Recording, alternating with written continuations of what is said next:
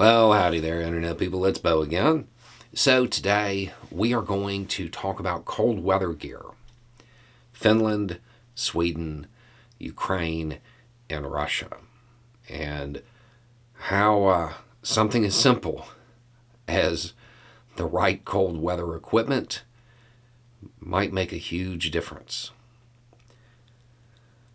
Okay, so at this point, we know that the militaries of both Ukraine and Russia are having a hard time obtaining cold weather gear for their troops. These are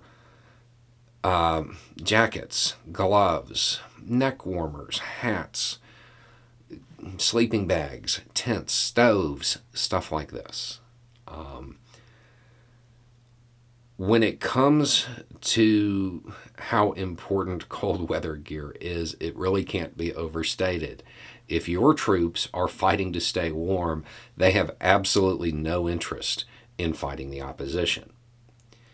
Now, we can kind of infer the state of Russian cold weather gear from everything else that's come out of their stores. They probably don't have it.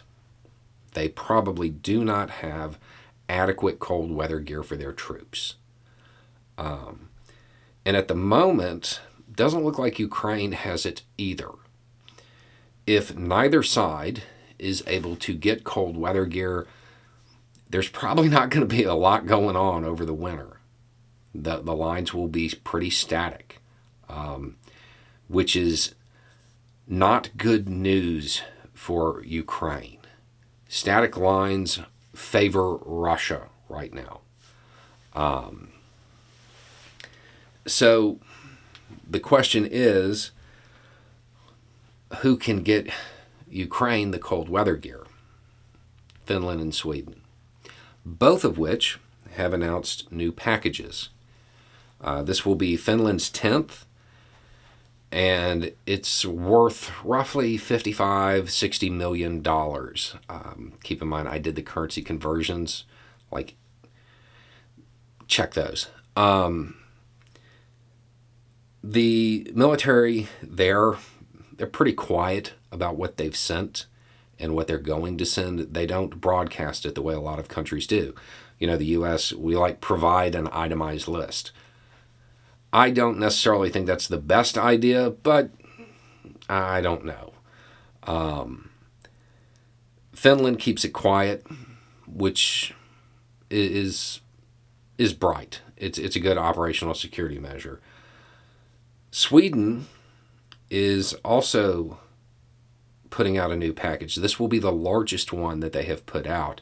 This is worth about 275 to 285 million, somewhere in there.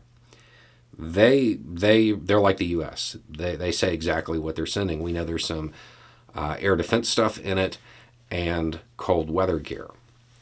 These two countries in particular probably not only have good cold weather gear, they have enough of it to spare because of the way their militaries are structured. They probably have a lot of extra uniforms that they can send without jeopardizing their own defense posture.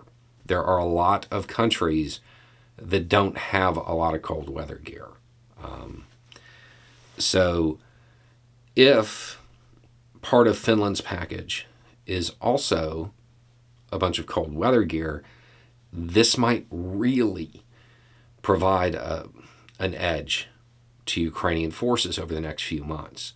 They'll be able to press that advantage. While Russian troops are huddled together trying to stay warm, Ukrainian troops can actually be out there maneuvering. It's a safe assumption that NATO is going to make it a high priority to get Ukrainian forces the clothing and equipment that they need for the winter. This would be an ideal time to try to push Russian troops back even further. But they won't be able to do it if they can't get their hands on coats and gloves.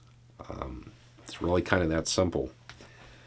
So we'll have to wait and see what pops out of these packages and how much is there, and then see what other countries in NATO are willing to make up.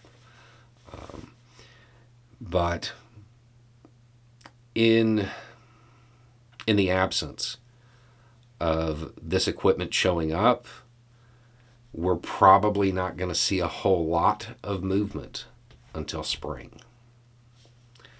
Anyway, it's just a thought. Y'all have a good day.